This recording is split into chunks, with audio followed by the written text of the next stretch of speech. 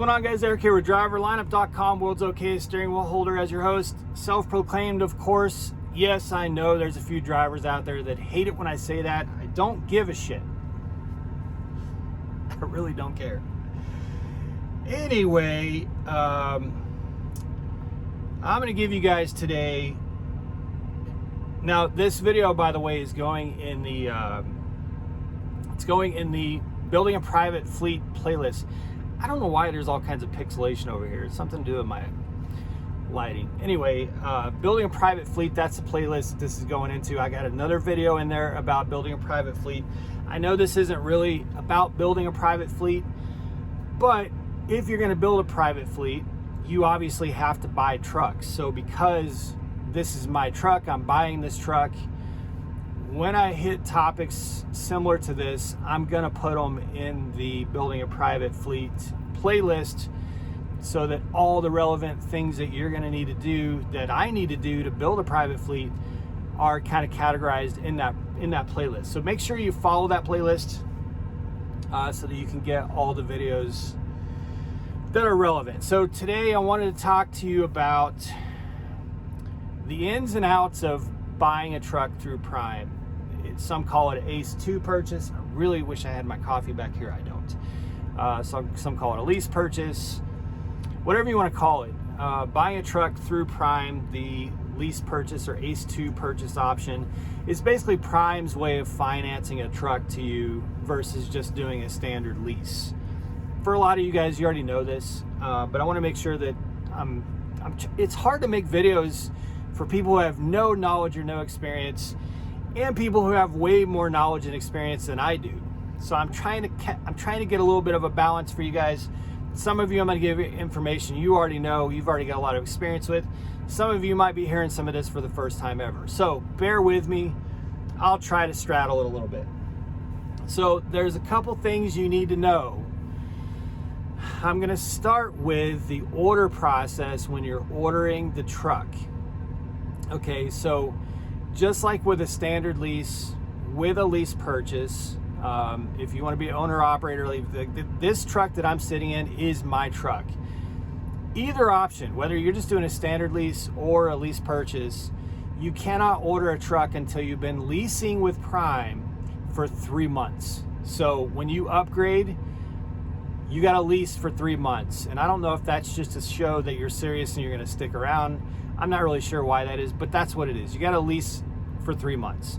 So you could lease a brand new truck and then turn it in when your truck gets here, or you could get a lease that's almost finished and then order your truck, But you can place that order at 3 months in, and then you can select the date that you want the truck to come at, I think, a minimum of about 6 months. So really it's got to be like around the 6 to 8 month mark is the date you want to select. When you order that truck, you're going to have a $14,000 deposit if you're new. So now every year, I think at 2 years of leasing, starting at 2 years of leasing, I believe, that deposit starts to come down by $1,000 per year with a minimum of an $8,000 deposit. So for me right now, my deposit is a few $1,000s less than $14,000 because I've been leasing for several years, and every year that deposit is going to come down until it hits $8,000. So in a few years, I'll be able to buy trucks with only an $8,000 deposit. That $14,000 deposit, you have until the time your truck gets here to pay that, but they will go ahead and take $1,000 right away. So you better be prepared to pay $1,000 at the time you place the order, and you better be prepared to pay the balance at the time that you pick up the truck.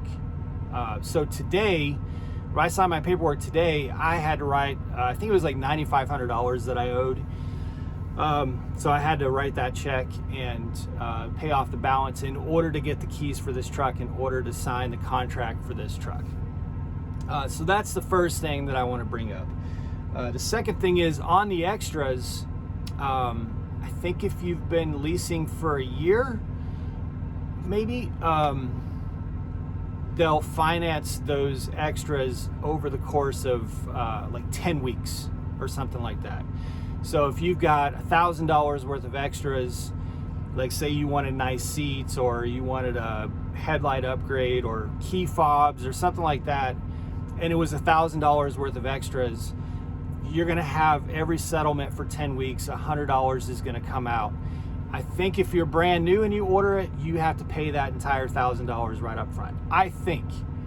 The third and final thing I want to say on ordering a truck is, yes, you can order a manual transmission, but if you order a manual transmission, you have to pay the entire deposit up front. So they're not going to let you just pay $1,000, order a manual transmission truck, and then let you come and pay off that deposit when you pick up the truck. You have to pay it right up front. So, or maybe $10,000 or something like that. But it's like, you can't just order a manual truck and then put off that deposit until you pick up the truck. So those are the first few things. The second thing, a couple things that you really want to know. On a lease purchase, I'm looking at my notes here on my iPad. So I got notes. On a lease purchase, or ACE2 lease, I'm going to say lease purchase. When you're buying a truck, you do not get forgiven payments every year that you're leasing. So after 2 years of leasing on a standard lease, every year you can call up and request a forgiven payment. And it really is a forgiven payment. They just, okay, this week you're not going to have a payment. That is not possible with a lease purchase, which is fine because you're paying for an asset. Like, I'm buying this truck. So, you know, it doesn't feel dirty to me if I take a week off and still have to make that payment because I'm buying this truck. So I'm not just throwing prime money for no reason at all. But I just want you to know that you don't get annual forgiven payments with a lease purchase. In addition to that, while there's not a huge cushion before your first payment when you pick up your truck, they kind of just start the interest on, I believe, the Friday after. They start the interest right away, I think, and then they start the payments on, I think, the Friday after you sign the lease. So there actually is a little bit of a grace period, meaning my payment doesn't actually start today. So I was really happy to see that because I still have some things to get done on the truck. So that was a good thing. Now, as far as the cost of the truck, you have the cost and financing. You have two options on the financing. You can do 3 years or you can do 4 years. Now, I'm going to give you numbers on the Peterbilt. The Freightliner is just a little bit off. The total price you're paying without interest for the truck and the APU for a Peterbilt is $161,012. On a Freightliner, I believe it's like $1,000 or $2,000 more. I have a video way back a month or two ago about that I mentioned the cost of the Freightliner. I didn't ask that this morning because I was just working my way through making sure I understand I'll talk to them about Freightliner when my Freightliner comes in next month. But $161,000, the interest is about 10%. You can pay it off early, but you have to pay the whole amount. So let's say 2 years into it, you want to pay it off early and avoid some interest. You got to go get bank financing or have the cash on hand to pay off the total amount. So you can't just make like double up payments every week, you know. So you can pay it off early to limit your interest, but you can't do it like just by paying a couple $100 more a week. You have to, whenever you say, I want to pay this off early, you have to pay the full balance.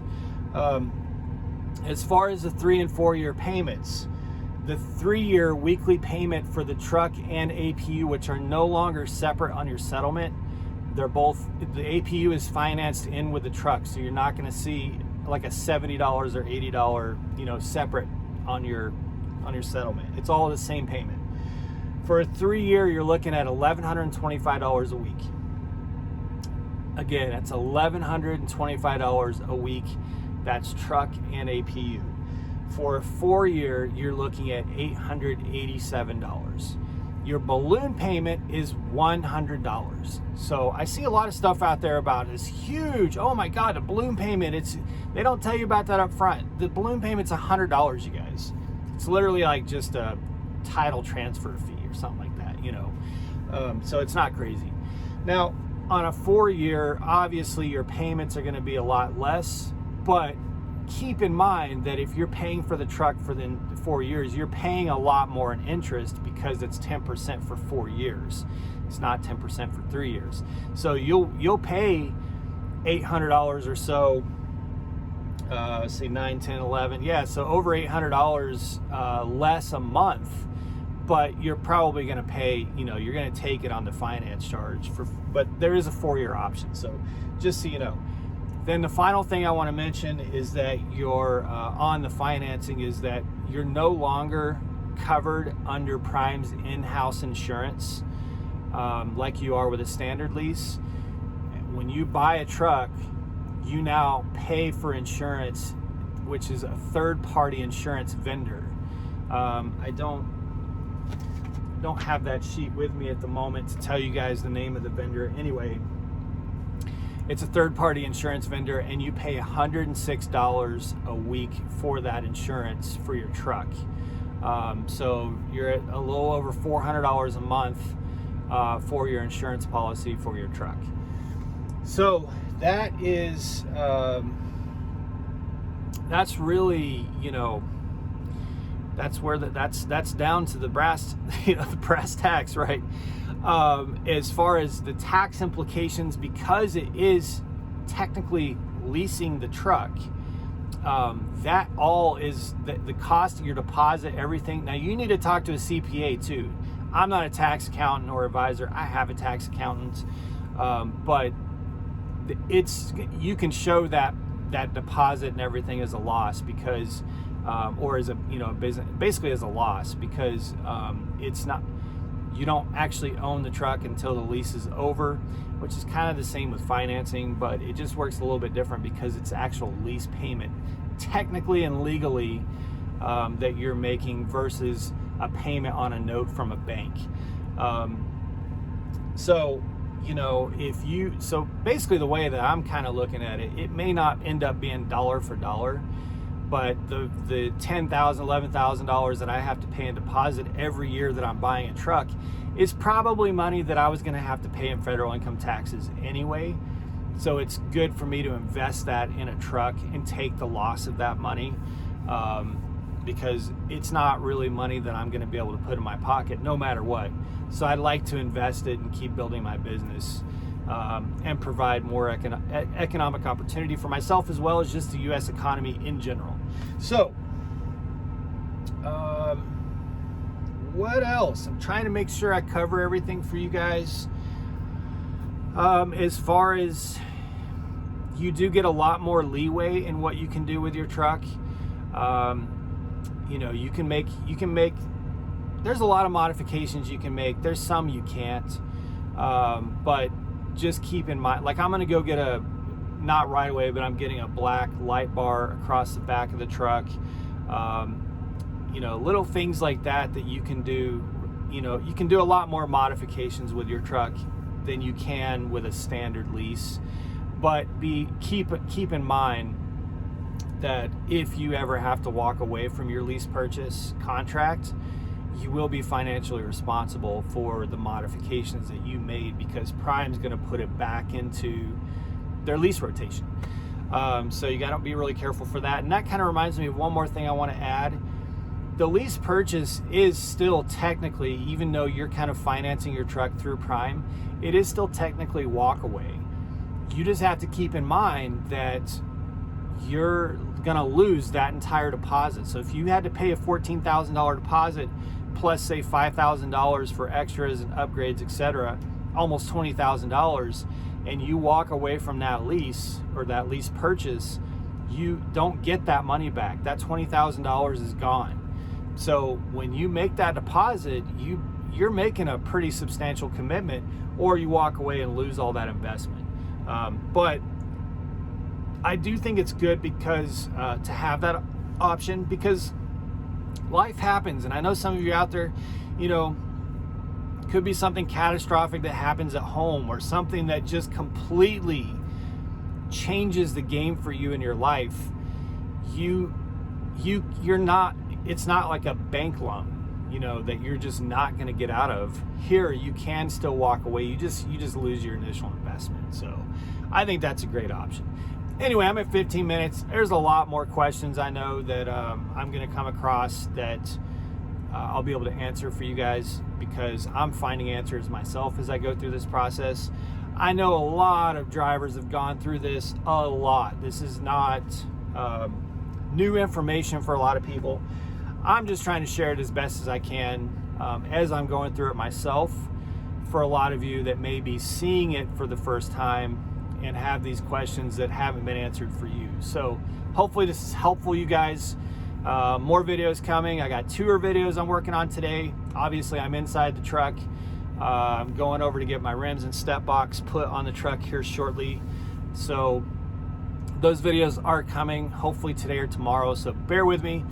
Appreciate you guys so much. Be safe, make good decisions, and as always, drive to thrive. Talk to you guys soon.